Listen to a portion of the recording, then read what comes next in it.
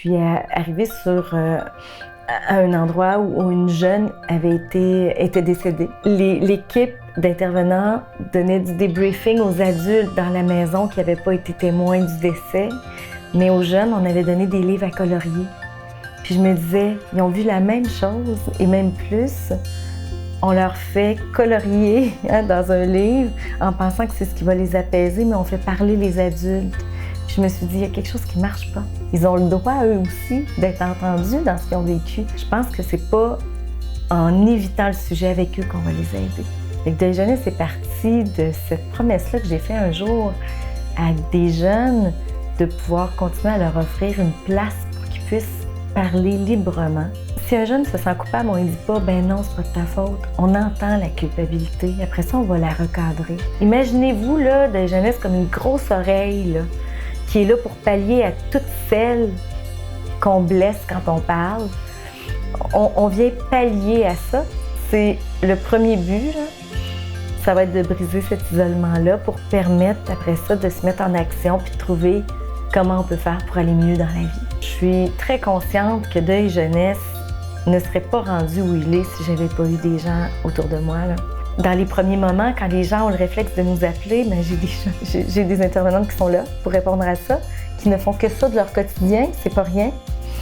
Après ça, j'ai tous les suivis de jeunes qui ont des objectifs pour atteindre un mieux-être, de parents qui veulent être des parents endeuillés, encore parents parce que c'est pas facile. J'ai une adjointe qui répond à toutes mes demandes, une professionnelle pour nous aider à atteindre une pérennité, là, enfin, là, en philanthropie. Il y a un conseil d'administration parce qu'il y a ça aussi, Deuil Jeunesse, c'est aussi, j'ai des administrateurs qui y croient, là.